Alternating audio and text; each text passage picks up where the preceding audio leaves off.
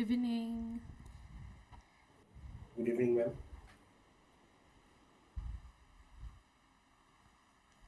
Sushita.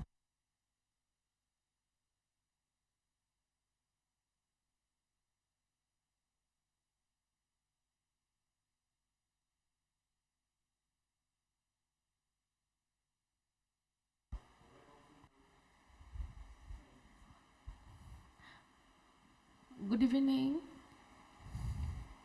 Last class हमने क्या देखा था?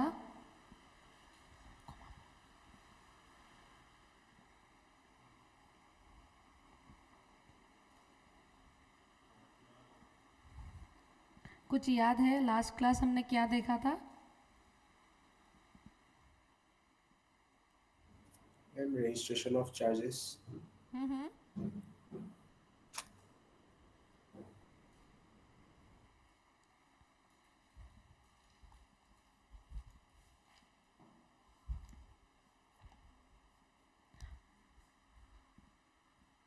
बोलो लास्ट क्लास हमने क्या देखा था?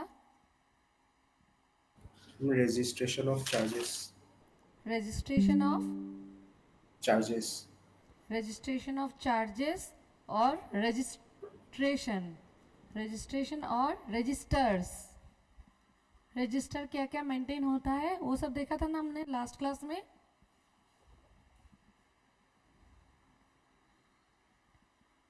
Register of members, page number 419, जिसमें था each class of equity shares and preference shares, register of debentures holder, register of any other securities holder. याद है? Yes, ma'am. Register of members में क्या क्या कंटेन्स होगा? Name of the member, address, PAN card, unique identification number, date of becoming member. ये सब देखा था ना हमने लास्ट क्लास में। हाँ मैम। उसके बाद फॉरेन रजिस्टर क्या क्या होता है, ऑथेंटिकेशन, कौन ऑथेंटिकेट करता है? कौन ऑथेंटिकेट करता है रजिस्टर को? बताओ। कंपनी सेक्रेटरी और any other person Authorized by the board. Authorised by the board. ठीक है, ये सब सारा हमने लास्ट क्लास में डिस्कस किया था। आज हम लोग देखेंगे एनुअल रिटर्न। कंपनी को क्या करना होता है? कुछ कुछ रिटर्न्स फाइल करना पड़ता है, तो उसमें से एक एनुअल रिटर्न भी बनता है। ठीक है, page number 423।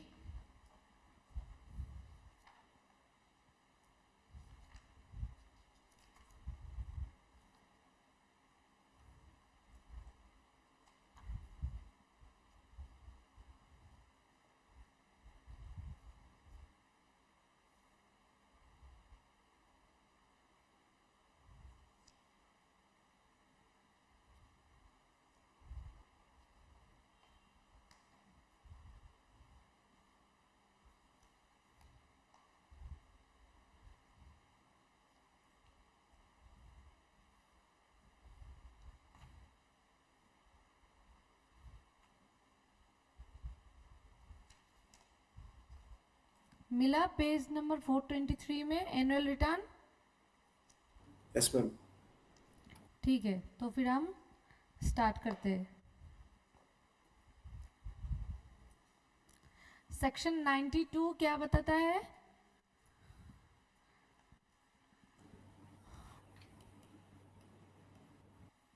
Annual return. Section 92 कौन सा फॉर्म में एनुअल रिटर्न फाइल करना होता है? एमजीटी 7. एमजीटी 7, ये आप लोगों को याद रखना होगा। ठीक है, हाँ ठीक है, होगा। सुनते जाइए उसको। पेज नंबर लिख लीजिए 423। Section 92 of the Act requires a company to file annual return. Company को क्या करना पड़ता है? Annual return फाइल करना होता है. Every company shall prepare annual return MGT 7. MGT 7 में आपको क्या करना होगा? Annual return फाइल करना होगा. Annual return shall contains, इसमें क्या क्या contains होगा?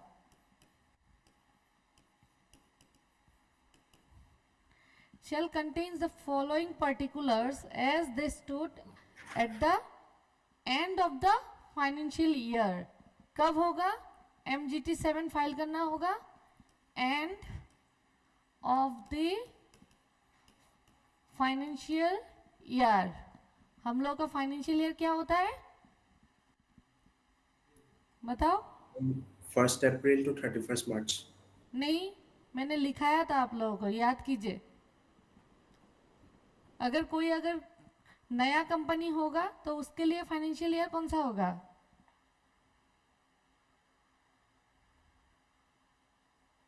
बताओ.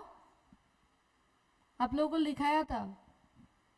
पेजेस को आगे पीछे करके देखो, लिखाया था. देखो नया कॉपी है. End of the beginning from the कुछ था, याद है?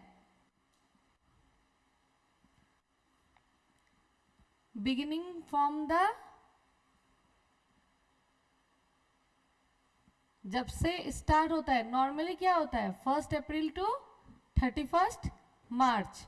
अगर नया कंपनी होगा तो उसके लिए क्या होगा? जब से स्टार्ट होगा तब से लेके नेक्स्ट फाइनेंशियल ईयर तक उसका. याद आया? लिखाया था ना ये वाला. इसीलिए इसमें लिखा रहता है कि end of the financial year, जिसके लिए जो एप्लीकेबल है. यहाँ पर भी तो लिख सकता था ना end of the March ending भी तो लिख सकता था ना. नहीं लिखा है, इसका मतलब 1st April to 31st March in normal case. और अगर न्यू कंपनी है तो फिर बिगिनिंग फ्रॉम द कंपनी, उसका जब से स्टार्ट होगा तब से लेके एंड ऑफ द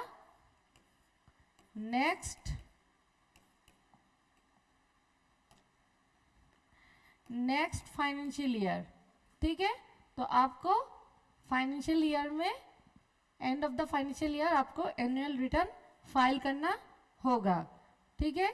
कहाँ पर फाइल करना होगा? इट्स रजिस्टर्ड ऑफिस या फिर it's principal business activities, particulars of its holding subsidiary and associate companies. कहाँ पर एनुअल रिटर्न फाइल होगा? रजिस्टर्ड ऑफिस जहाँ पर है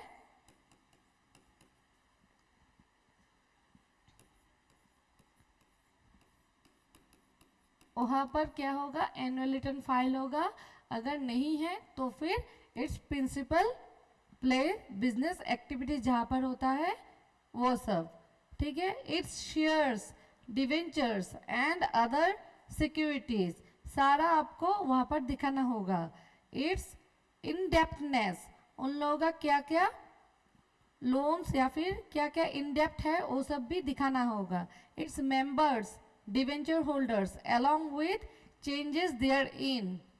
Its promoters, directors, KMP, की मैनेजरियल पर्सन कौन होगा, वो सब सारा आपको एनुअल रिटर्न में दिखाना पड़ता है. मीटिंग्स ऑफ मेंबर्स, क्या आपने मेंबर्स का मीटिंग्स होल्ड किया है कि नहीं किया है, कब किया है, वो सब कुछ दिखाना होगा. Board and its various committees. ठीक है. अटेंडेंस डिटेल्स, कौन कौन अटेंड था. Remuneration paid to director and KMP, किसको कितना रेमुनेशन जाता है वो भी आपको एनुअल रिटर्न में दिखाना होगा. Penalties and punishment imposed on the company, its directors or officer and details of compounding of offence and appeals made against such penalties और पनिशमेंट, कंपनी के ऊपर कोई पेनल्टी या फिर पनिशमेंट है, या फिर उसके ऑफिसर या फिर डायरेक्टर के ऊपर क्या क्या पनिशमेंट है, वो सब भी आपको एनुअल रिटर्न में दिखाना पड़ता है. Matters relating to certification of companies and disclosure as में भी प्रिस्क्राइब, क्या क्या सर्टिफिकेट कंपनी के पास है वो सब भी दिखाना होगा. Details in respect of shares held by or on behalf of foreign institutional investor, company ने क्या क्या शेयर कहाँ से होल्डिंग रखा है वो सब भी आपको एनुअल रिटर्न में दिखाना पड़ता है. और सच अदर मैटर्स एज में भी प्रेस्क्राइब, कुछ भी अगर मैटर्स है वो भी आपको सारा कुछ एनुअल रिटर्न में दिखाना पड़ता है.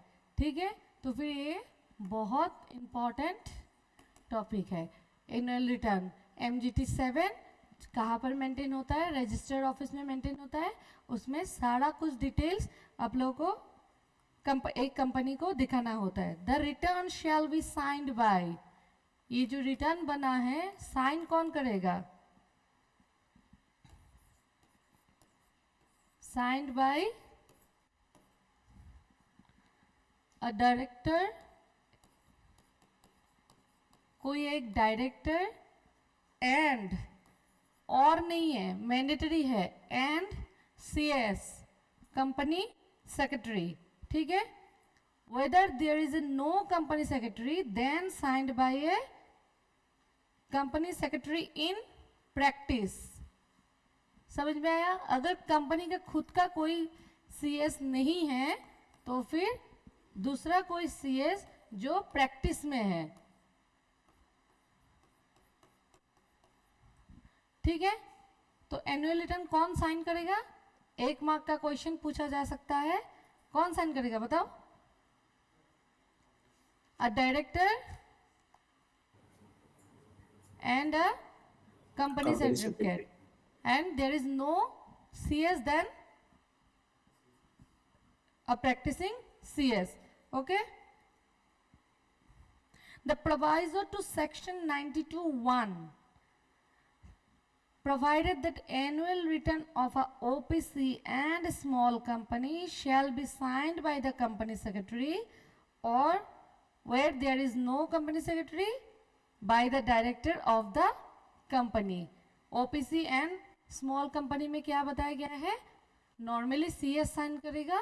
अगर CS नहीं है तो फिर OPC में तो सिर्फ एक ही मेंबर होता है तो वही साइन कर सकता है. ठीक है, certificate for annual returns, section 92 subsection 2 provided that the annual return filed by, annual return किसको फाइल करना होगा, a listed company or by a company having paid up share capital rupees 10 crore or more or turnover 50 crore or more shall be certified by a company secretary in practice in the MGT 8. समझ में आया क्या बताया. ये जो annual return बनेगा इसको फिर से सर्टिफाइड करना पड़ेगा कि ये true and fair annual return है. तो किससे करना पड़ेगा, CS इन प्रैक्टिस.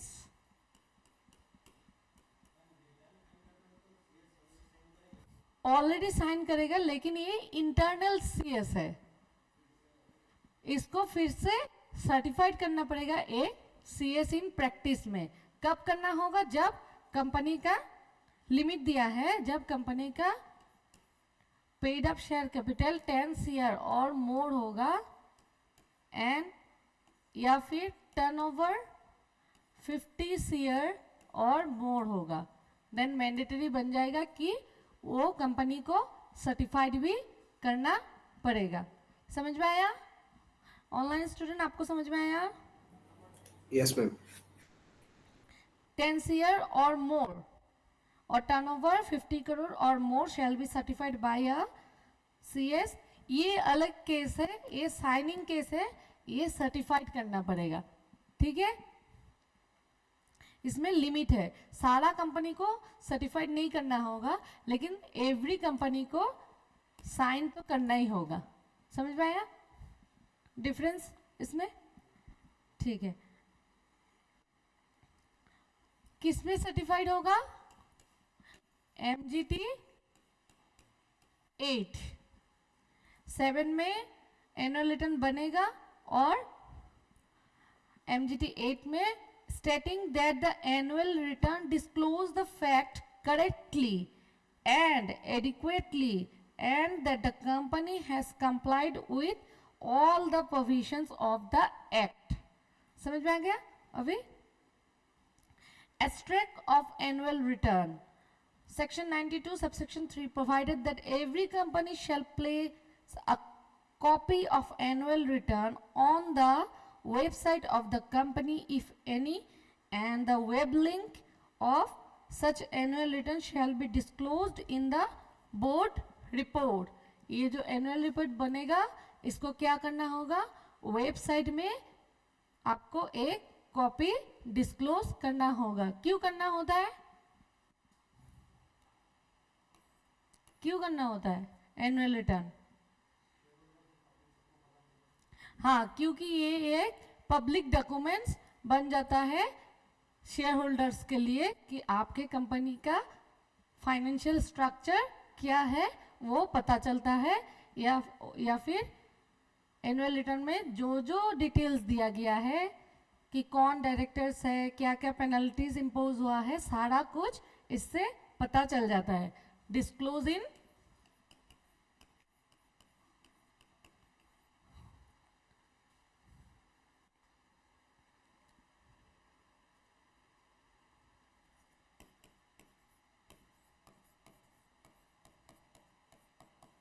वेबसाइट। ठीक है, आपको डिस्क्लोज करना होगा किसमें? वेबसाइट में, और इसका वेब लिंक बोर्ड रिपोर्ट में, and web link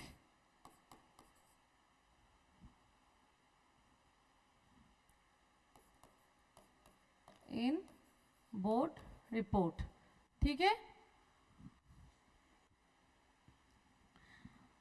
filing of annual return, section 92 subsection 4 provides that every company shall file with registrar a copy of annual return within 60 days from the date on which an AGM is held, or where no AGM meeting is held any year within 60 days from the date of annual general meeting should have been held together with the statement specifying the reason for not holding the AGM with such fees or additional fees।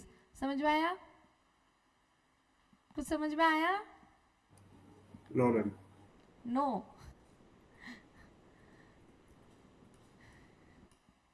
आप लोग एक draw बना लीजिएगा, हाँ, इसको within 60 days. किसके 60 days?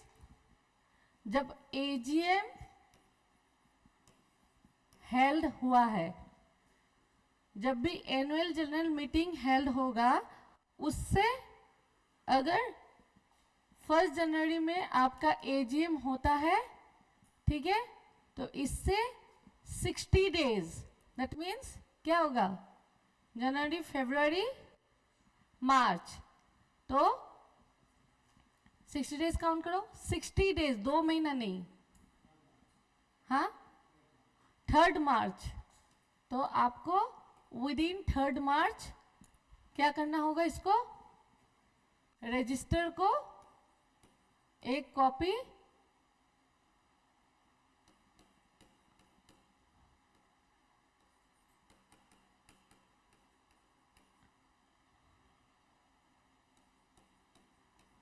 Register को एक कॉपी सेंड करना होता है।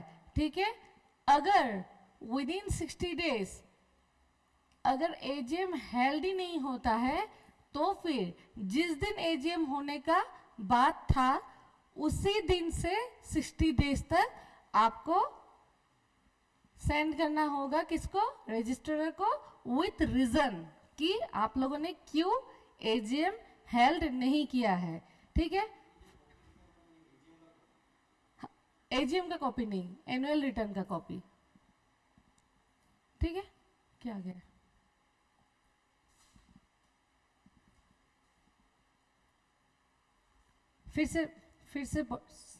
फिर से रीड करती हूँ। ठीक है, that every company shall file with the registrar a copy of annual return.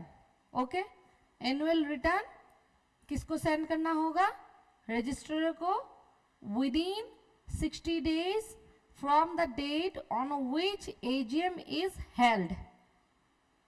ठीक है, समझ में आया, आप लोगों को समझ में आया online student? Yes, ma'am. First line समझ में आया, विदिन, अभी उल्टा करके पढ़ो, AGM is held within 60 days from the date on which AGM is held. Every company shall file with the registrar a copy of annual return. ठीक है, आ गया समझ में? उसके बाद और where no AGM is held.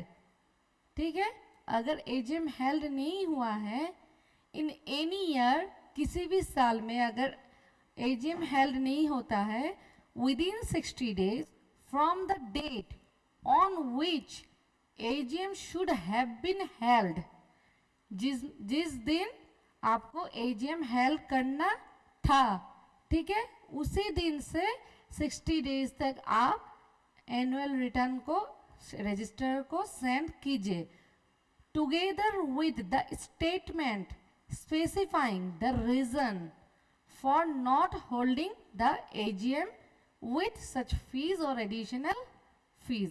अभी समझ में आया? तो हाँ मैम।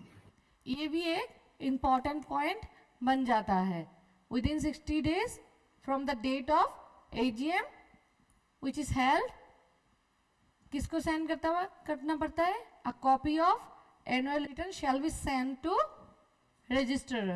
Okay, उसके बाद दिया गया है पेनल्टी, अगर आप कोई भी company fail to file its annual return before the expiry of this specifying period, the company shall be punishable with fine which shall not be less than 50,000 but which may extend 5 lakhs. 50,000 से कम नहीं होगा, वो 5 लाख तक extend भी हो सकता है. Every officer who is in default, जो इस डिफॉल्ट में इन्वॉल्व था, शैल be punishable with imprisonment for the term which में एक्सटेंड 6 मंथ, जो 6 महीना तक हो सकता है, with fine shall not be less than, same है 50,000 विच में एक्सटेंड टू 5 लाख और बोथ. उसको जेल भी हो सकता है जो 6 महीना से 6 महीने तक हो सकता है, विच में एक्सटेंड 6 मंथ, और फाइन नॉट लेस देन 50,000 विच में extend 5 lakh. Okay, place of keeping returns, ये तो पहले ही बता दिया था, कहाँ पर रखना होगा, सारे रिटर्न्स को रजिस्टर्ड ऑफिस में. ये भी एक इंपॉर्टेंट पॉइंट है, that the copies of annual return shall be kept at the registered office of the company. ठीक है, तो आप लोगों को अगर एनुअल रिटर्न के बारे में शॉर्ट नोट भी आता है तो एटलीस्ट आप लोगों को इतना कुछ तो लिखना ही पड़ेगा. एनुअल रिटर्न कब फाइल करना पड़ता है, end of the financial year, उसमें कंटेंट्स क्या क्या आता है, कहाँ पर कैप्ट होगा, कौन साइनिंग करता है, अगर लिमिट इतना हो गया तो फिर इसको MGT 8 में सर्टिफाइड करना होगा एंड डिस्क्लोज करना होगा वेबसाइट में, and web link board report में डिस्क्लोज करना होगा. देन विद इन 60 डेज जब एजीएम हेल्ड होता है तो उसको रजिस्टर को एक कॉपी सेंड करना होगा. एंड अगर आप लोगों ने एनुअल रिटर्न फाइल ही नहीं किया है, फेल किया है, तो उसका पेनल्टी क्या होगा. कंपनी के ऊपर कितना पड़ता है, ऑफिसर डिफॉल्ट, उसको कहाँ पर रखना होता है, सारा पॉइंट को हाईलाइट कर लीजिएगा, ठीक है। Such return may also kept at any other place in India in which more than 1/10 of the total member of the members entered in the register of members reside if approved by a special resolution passed at general meeting। आप normally कहाँ पर kept करना पड़ता है सारा returns को, register office में, लेकिन 1/10 अगर मेंबर्स इसको अप्रूव करता है जनरल मीटिंग में with resolution pass, special resolution pass, then आप इंडिया के कहाँ पर भी इसको रख सकते हैं। कितना दिन तक रखना होगा, preservation period 8 years। That the copies of annual return preserved and copies of all certificates and documents required to be annexed, जो copies annual return के साथ attach होके गया था, shall be preserved for a period of 8 years from the date of filing with the registrar।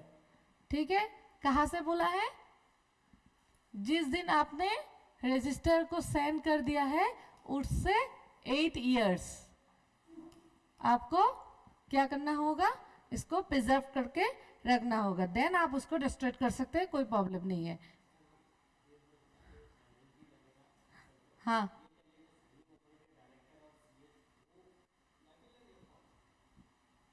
Normally तो यही होगा क्योंकि वो लोग साइनिंग अथॉरिटी रखते हैं तो उनके ऊपर ही लगना चाहिए, लेकिन यहाँ पर लिखा है कि ऑफिसर इन डिफॉल्ट, जो लोग इसमें इन्वॉल्व होगा सारे के ऊपर ये पेनल्टी लग सकता है, ठीक है। लेकिन आप अगर डायरेक्ट ऑफिसर के पॉइंट ऑफ व्यू से देखेंगे, मतलब गवर्नमेंट ऑफिसर के पॉइंट ऑफ व्यू से, तो डायरेक्ट आपको एक्शन आएगा इसी के ऊपर में। अगर उन लोग अपना जेन्युइननेस दिखाते हैं और दूसरा कोई अगर इन्वॉल्व है तो फिर उसके ऊपर इन्वॉल्व हो जाएगा, ठीक है, समझ में आया। जिसका साइन देखेगा उसी को तो चार्ज करेगा ना, फर्स्ट ऑफ उसी के ऊपर चार्जेस आ जाएगा। वो लोग अगर अपना जेन्युइननेस प्रूफ कर सकते हैं कि मैं इसमें इन्वॉल्व नहीं था, देन जो नेक्स्ट डिफॉल्ट आएगा, डिफॉल्टर आएगा, उसके ऊपर ही चार्जेस लगेगा, पेनल्टी इम्पोज होगा, ठीक है। Copies of return to be furnished, कहाँ पर कॉपी को फर्निश्ड करना होता है, that the copies of annual return filed under section 92 shall be furnished to any members, any other person on payment of such fees as may be specified in the AOA articles of association of the company, but not exceeding ₹10 each pages. Such copies shall be supplied by the company within 7 days from the date of deposit of fees of the company। Same to same point हमने पहले भी देखा था कि company का register को जैसे members check कर सकते हैं, उसका ईच पेजेस का रेट कितना होगा जो AOA में लिखा रहेगा, या फिर 10 रुपीज से ज़्यादा नहीं हो सकता है। और विद इन 7 डेज जब मेंबर्स या फिर कोई भी दूसरा कोई उसका पेमेंट कर देगा, करने के बाद विद इन 7 डेज कंपनी उनको एक कॉपी प्रोवाइड कर देना होगा, ठीक है। उसके बाद आता है इंस्पेक्शन ऑफ रिटर्न्स। ये जो रिटर्न बना है उसको उसके ऊपर इंस्पेक्शन भी हो सकता है। Shall be open for inspection during business hours. Register भी कब था, business hours, at such A reasonable time not less than 2 hours। तो सेम टू सेम इसमें भी एनुअल रिटर्न को भी बिजनेस आवर्स में आप इंस्पेक्ट कर सकते हैं, लेकिन 2 घंटा से कम नहीं, ऑन एवरी वर्किंग डेज। जैसे क्या होता है, अगर सैटरडे संडे बंद है तो उसमें इंस्पेक्ट आप नहीं कर सकते हैं। इससे क्वेश्चन भी पूछा जाता है, एवरी वर्किंग डेज में एज द बोर्ड में decided by the members without payment of fee and by any such other person on payment of such fee as may be specified in articles. कोई भी members इसको check कर सकता है, अगर without फी। अगर दूसरा कोई मेंबर है तो आर्टिकल्स में जितना होगा वो पेमेंट फी करके उसको चेक कर सकते हैं। नेक्स्ट बताया गया है कि क्या एनुअल रिटर्न जो है वो एक कंक्लूसिव एविडेंस है?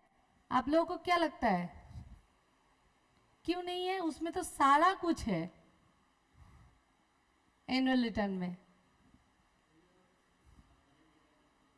हाँ हाँ, ठीक है। Section 95 provides that copies of annual returns maintained, किस में मेंटेन होगा? सेक्शन 95 बताता है सेक्शन 94 में shall be prima facie evidence of any matter directed or authorized to be inserted therein by or under this act. That means अगर आप पहले उसको देखेंगे प्राइमा फेसी में एनुअल रिटर्न एक कंक्लूसिव एविडेंस है। ठीक है, समझ में आया ऑनलाइन स्टूडेंट? हाँ मैम। तो एनुअल रिटर्न एक कंक्लूसिव एविडेंस होता है कंपनी का इन प्राइमा फेसी।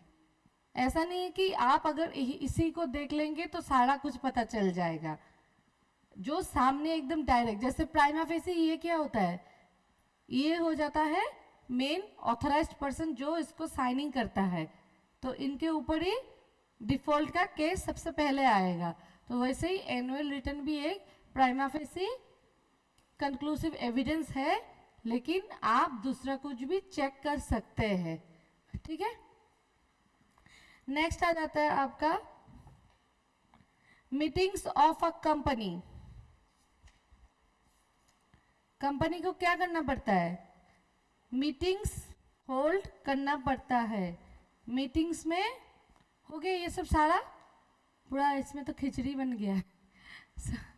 समझ में आया है ना सारा कुछ एनुअल रिटर्न के बारे में? हाँ मैम। Online student? हाँ मैम। ठीक है, अभी देखिए मीटिंग्स के बारे में।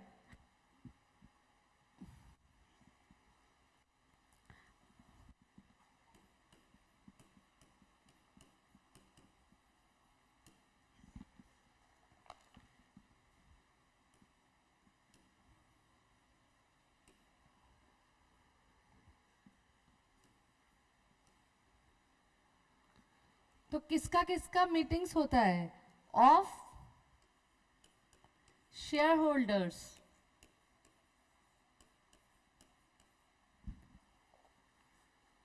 शेयर होल्डर्स का मीटिंग्स होता है। Of debenture holders,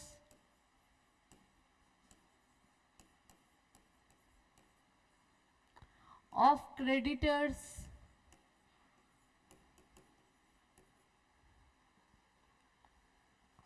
of directors.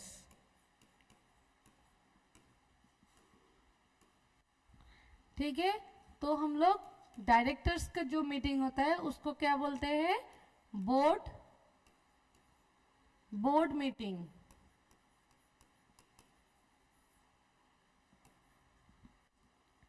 And जो शेयर होल्डर्स का मीटिंग होता है उसको हम लोग दो कैटेगरी, पहले तो बोलते हैं एक जनरल मीटिंग,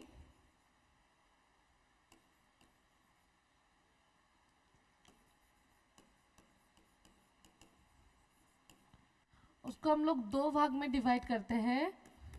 एक हो जाता है एजीएम, एनुअल जनरल मीटिंग अभी जो मिला था, और एक हो जाता है EGM, extra ordinary general meeting. ठीक है,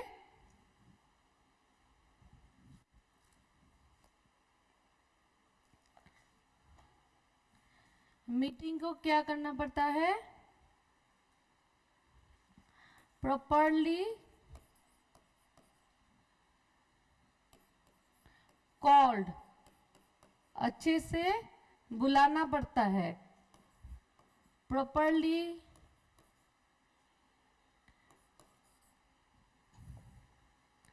कन्वेन,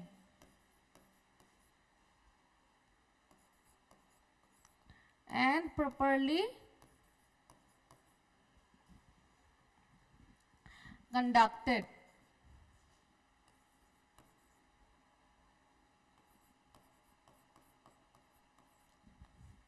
ठीक है, ऐसा नहीं है कि मीटिंग बुला के बातचीत किया और छोड़ दिया, ऐसा नहीं होगा।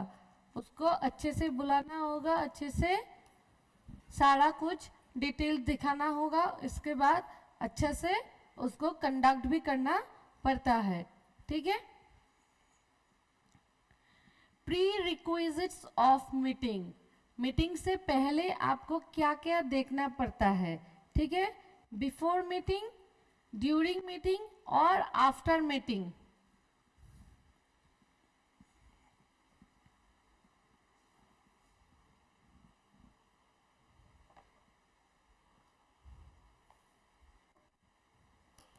Page number 425, Section 101 provides that a general meeting may be called by giving not less than 21 days notice, either in writing or through electronic mode. ऐसे करके आप लोगों को पढ़ाएंगे तो कुछ समझ में नहीं आएगा।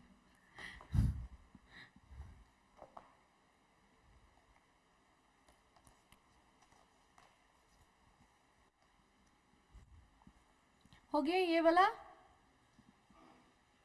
ऑनलाइन स्टूडेंट हो गया? हाँ मैम, हो गया। ठीक है,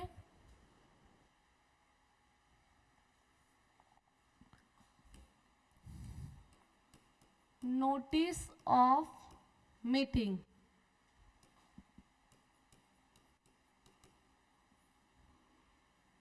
पहले लिखिए तो प्री रिक्विजिट्स ऑफ मीटिंग लिखिए।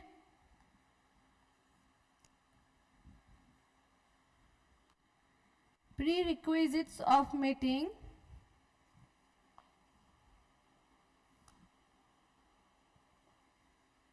हो गया। उसको 3 भाग में डिवाइड कीजिए ऐसे करके, before meeting, during meeting, after meeting.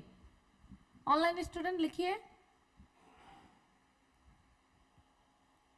Ma'am first वाला। Before meeting, during meeting and after meeting. Then before meeting में लिखिए नोटिस 101, सेक्शन 101। ठीक है, explanatory statement to be annexed with notice. Ma'am notice 101 से एक बार फिर से बोल लीजिए। बिफोर मीटिंग में लिखिए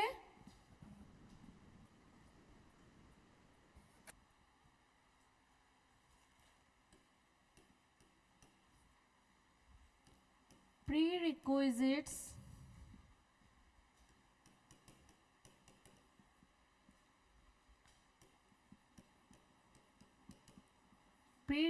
मीटिंग आपको 3 भाग में आ जाता है। मीटिंग से पहले बिफोर मीटिंग, ड्यूरिंग मीटिंग,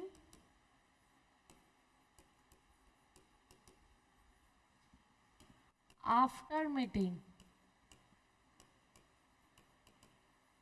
ठीक है, तो बिफोर मीटिंग में आ जाएगा नोटिस, सेक्शन 101। नेक्स्ट आ जाता है explanatory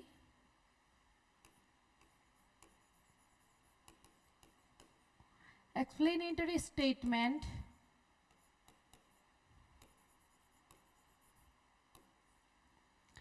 to be annexed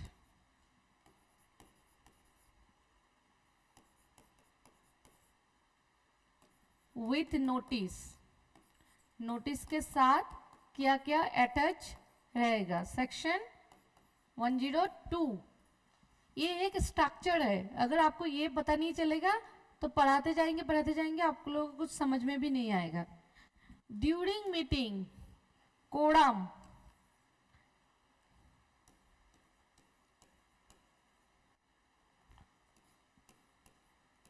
Section 103, Chairman.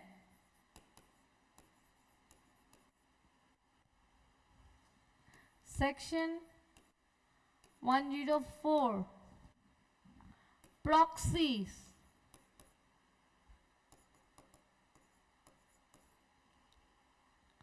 Section 105, Voting.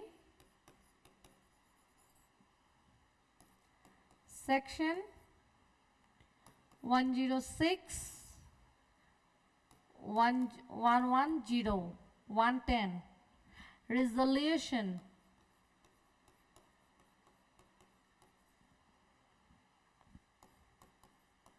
Section 111, 114, 117. After meeting, minutes.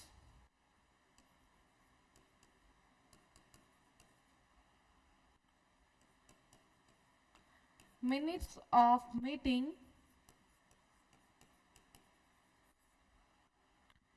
Section 118,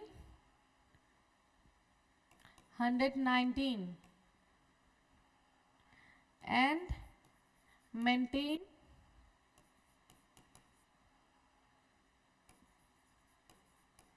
maintenance of documents.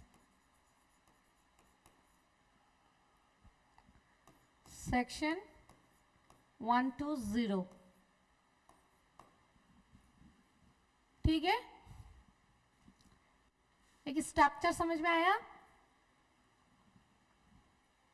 Online student हाँ मैम, नोट कर लीजिए इसको. हो गया मैम.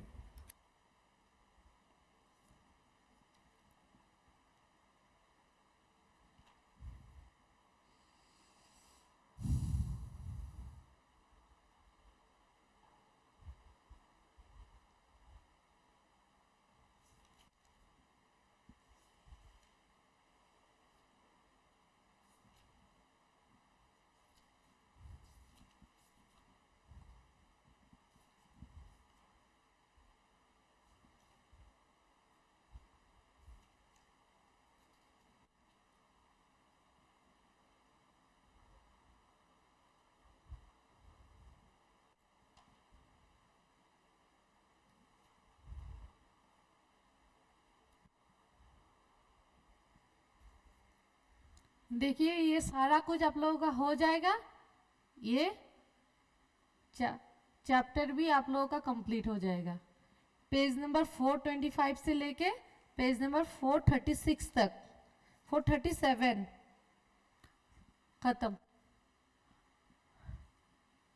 हो गया. नोट करने हो जाएगा तो बताइएगा. आज जस्ट एक ओवरव्यू देखेंगे, नेक्स्ट क्लास में इसको सारा डिस्कस करके इसको खत्म करेंगे. ठीक है, हो गया मैम.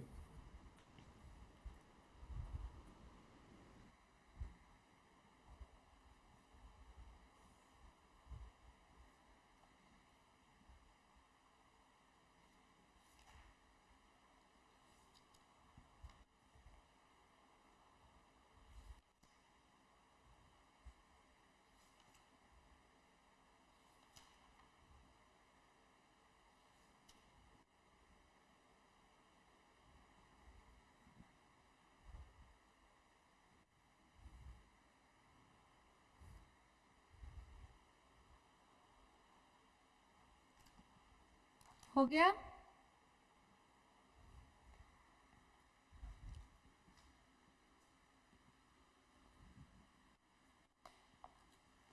तो कंपनी को क्या करना पड़ता है? मीटिंग हेल्ड करना पड़ता है, एजीएम या फिर ईजीएम. और अगर डायरेक्टर्स का मीटिंग है तो फिर उसको हम लोग क्या बोलेंगे? Board meeting. तो मीटिंग से पहले कुछ कुछ काम होता है, मीटिंग के ड्यूरिंग मीटिंग में कुछ कुछ होता है, और मीटिंग के बाद भी कुछ देखना पड़ता है. ठीक है, तो बिफोर मीटिंग में क्या बोला है? नोटिस. इन जनरल कोई भी अगर आप लोग के बीच में ही अगर कोई एक मीटिंग प्लानिंग होता है तो क्या करना पड़ता है, एक व्हाट्सएप ग्रुप बनाना पड़ता है या फिर सबको फ़ोन करके बताना पड़ता है, ठीक है। वैसे ही इसमें भी एक रूल्स दिया गया है कि आप लोग एक रूल्स या फिर एक प्रोसीड्यूर के अंदर नोटिस मीटिंग को हेल्ड करना होगा। ऐसे ही आप लोग एक मीटिंग हेल्ड नहीं कर सकते हैं, तो आपको क्या करना होगा, एक नोटिस सेंड करना होगा। किसको, सारे शेयर होल्डर्स को, सारे मेंबर्स को नोटिस देना होगा with explanatory statement. That means meeting में क्या क्या बातचीत होगा, मीटिंग में किस किस टॉपिक के ऊपर डिस्कशन होगा, सारा कुछ एनेक्स्ट करके आपको नोटिस के साथ देना पड़ता है। और इन जनरल 21 डेज मीटिंग जब आप होल्ड करने वाले हैं तो उससे 21 डेज उस दिन को छोड़ के 21 दिन पहले आपको नोटिस सेंड करना पड़ता है थ्रू इलेक्ट्रॉनिक मोड या फिर स्पीड पोस्ट या फिर रजिस्टर्ड ऑफिस में उसका एक रिटन नोटिस। ऐसा नहीं है कि सिर्फ फोन में बता दिया आप लोग आ जाइए, ऐसा नहीं होगा। दैट मीन्स आपको ईमेल करना होगा या फिर फैक्स करना होगा, नहीं तो उनको एक प्रॉपर नोटिस का डॉक्यूमेंट्स सेंड करना पड़ता है, ठीक है। बिफोर 21 डेज जब आप लोग नोटिस मीटिंग को हेल्ड करने वाले हैं उससे 21 दिन पहले नोटिस सेंड करना पड़ता है विथ एक्सप्लेनेटरी स्टेटमेंट, ठीक है। ये वाला क्लियर है, बिफोर मीटिंग क्लियर है? हाँ मैम। इसको हम लोग फर्दर डिस्कस करेंगे, अभी जस्ट एक ओवरव्यू ले रहे हैं, ठीक है। उसके बाद आ जाता है ड्यूरिंग मीटिंग। जब मीटिंग स्टार्ट होगा या फिर होगा नहीं, एक्चुअली होगा वाला तो ये हो जाता है, मीटिंग जब स्टार्ट हो जाता है तब आपको देखना पड़ता है quorum. Quorum means minimum member, सिर्फ इतना ही समझिए, मिनिमम मेंबर उसमें प्रेजेंट होना पड़ता है, ठीक है। क्या होता है, आप लोग जब भी ऐसे ही इन नॉर्मल अगर आप एक मीटिंग, एक गेट टुगेदर आप लोग प्लानिंग करते हैं, आप लोगों ने बुलाया है 10 को, अगर 2 आ जाएगा तो कैसा फील होगा, और 2 में से आप एक खुद जिसने प्लानिंग किया था और एक सिर्फ आया है, तो फिर आप लोगों को अच्छा लगेगा वो मीटिंग या फिर वो प्लानिंग जहां पर आप लोग गेट टुगेदर करने वाले थे? बताओ ऑनलाइन। कुछ एक प्लानिंग किए हैं कि आज हम लोग मिलेंगे सब लोग, एक पार्टी, कुछ एक प्लान हुआ है, लेकिन 10 में से सिर्फ 2 आए हैं, मिनिमम मेंबर है ही नहीं। एटलीस्ट अगर 5 भी आ जाता है तो फिर एक अच्छा फीलिंग आता है कि एटलीस्ट 5 तो आए हैं और खुद को पकड़ के 6 हो जाता है, ठीक है। तो फिर हम लोग को एक अच्छा फीलिंग आता है या फिर वहाँ पर गेट टुगेदर होता है नॉर्मली। अगर 2 आएगा तो आपको क्या लगेगा, चलो जाके फुचका खाते हैं और चले जाते हैं, थोड़ा बहुत बातें शातें करेंगे, करके घर चले जाते हैं, टाइम वेस्ट करके कोई फायदा नहीं है, सामने एग्जाम भी आ रहा है, ठीक है। तो वैसे ही मीटिंग में कोरम हो जाता है, minimum member present in meeting, ठीक है। तो वो हम लोग देखेंगे 103 में, 103 में हम लोग को मिलता है कि मिनिमम कितना मेंबर एक एजीएम के लिए प्रेजेंट होना जरूरी होता है। अगर उतना मिनिमम मेंबर प्रेजेंट नहीं होता है तो फिर मीटिंग को पोस्टपोन किया जाता है, ठीक है। तो और पोस्टपोन में भी टाइमिंग है, ऐसा नहीं है कि बार बार पोस्टपोन करते जाएंगे, तो फिर तो हम लोगों का पेनल्टी इम्पोज हो जाएगा कि एजीएम हेल्ड हुआ ही नहीं है, ठीक है। उसके बाद आता है चेयरमैन। कौन होगा मेन चेयरमैन एनुअल मीटिंग का, ठीक है। मेन मेंबर कौन होता है एक मीटिंग में, हम लोग देखते हैं ना, अगर चैप्टर का कोई अगर मीटिंग होता है, मेन हम लोग रखते हैं ना चीफ गेस्ट, वैसे ही चेयरमैन देखना पड़ता है मीटिंग के लिए कौन है। नेक्स्ट आ जाता है प्रॉक्सी। प्रॉक्सी का मीन्स किसी के बदले दूसरा कोई अगर किसी भी काम के वजह से खुद नहीं आ पाता है तो in behalf of those members a proxy is allow. ठीक है, प्रॉक्सी मीन्स किसी के बिहाफ में दूसरा कोई। एक प्रॉक्सी 2 पर्सन का मेंबर नहीं बन सकता है। सेम पर्सन 2 मेंबर का प्रॉक्सी नहीं बन सकता है, ये आप लोग माइंड में रखिए। ऐसा क्या होगा, मैं और दूसरा कोई और एक है, हम दोनों के बिहाफ में एक आ रहा है, वैसा पॉसिबल ही नहीं होगा। ठीक है, तो प्रॉक्सी हो जाता है। देन मीटिंग कंडक्ट हो गया है। मीटिंग में बहुत सारे बातें होते हैं, कोई कुछ बातें को एग्री करता है, कोई डिसएग्री करता है, तो हम लोग कैसे उसको सिलेक्ट करेंगे, विथ वोट। ठीक है, वोटिंग करके सिलेक्शन होता है कि कौन सा बातचीत को हम लोग मानेंगे और किसको नहीं मानेंगे। ठीक है, इसका भी एक परसेंटेज होता है, इतना परसेंटेज अगर वोटिंग मिलता है तभी हम लोग कोई भी टॉपिक को सिलेक्ट करेंगे, या फिर उतना परसेंटेज अगर नहीं होता है तो कोई भी टॉपिक को हम लोग सिलेक्ट नहीं करेंगे। नेक्स्ट हो जाता है रेजोल्यूशन। रेजोल्यूशन मीन्स कौन कौन एग्री है वो एक रेजोल्यूशन देता है। जैसे हम लोग को मिला था ना स्पेशल रेजोल्यूशन, ऑर्डिनरी रेजोल्यूशन, तो अगर 75% अगर हो जाता है तो वो स्पेशल रेजोल्यूशन हो जाएगा, उससे अगर कम होता है तो ऑर्डिनरी रेजोल्यूशन बनता है। तो उसको सारे मेंबर्स में एक राउंड करना पड़ता है, सबको दिखाना पड़ता है उसको कि ये टॉपिक आया है, इसमें एग्री है कि नहीं है। उसको आप जैसे हम लोग फीडबैक देते हैं ना, अच्छा क्लास है कि नहीं है, वैसे ही सेम रेजोल्यूशन सर्कुलेट करना पड़ता है। हो गया ड्यूरिंग मीटिंग, समझ में आया ऑनलाइन स्टूडेंट? हाँ मैम। क्लियर है? Yes ma'am. ये सारा कुछ हम लोग विथ सेक्शन इसको डिस्कशन करेंगे। ये जस्ट ओवरव्यू है, जब हम लोग टॉपिक को टच करेंगे जैसे पढ़ते ही समझ में आ जाए कि मैम ने इतना कुछ बताया था। ठीक है, नेक्स्ट आ जाता है आफ्टर मीटिंग। मीटिंग के बाद क्या करना पड़ता है, मिनट्स ऑफ मीटिंग।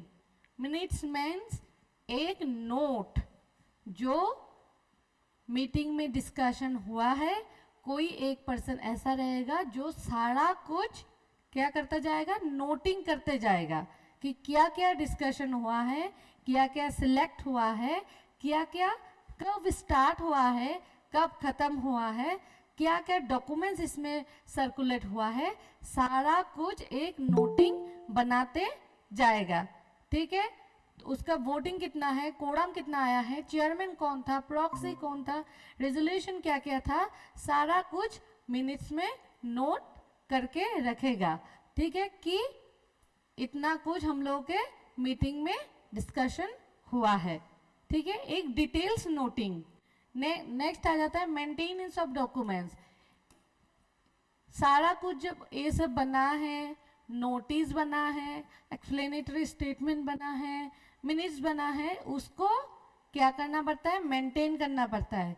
कहाँ पर, जैसे हम लोग का एनुअल रिटर्न मेंटेन करना पड़ता था, रजिस्टर मेंटेन करना पड़ता था, वैसे ही मीटिंग का सारा कुछ मेंटेन करना पड़ता है। कहाँ पर करना पड़ता है, कैसे करके करना पड़ता है, कितना दिन तक करना पड़ता है, वो हम लोग देखेंगे मेंटेनेंस ऑफ डॉक्यूमेंट्स में। ठीक है, स्ट्रक्चर समझ में आया? Yes ma'am. अभी अगर नहीं भी पढ़ाऊंगा ना, आप लोग अगर जाके बुक खोल के देखेंगे ना, आपको सब कुछ समझ में आ जाएगा इसमें। ठीक है, ठीक है, थैंक यू। नेक्स्ट हम लोग नेक्स्ट क्लास में डिस्कशन करेंगे और अच्छे से। ठीक है।